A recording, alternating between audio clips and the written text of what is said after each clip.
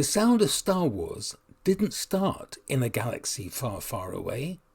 It started in Vienna and the golden age of Hollywood. In this episode, we're putting King's Row by Erich Korngold up against the iconic medal ceremony from Star Wars.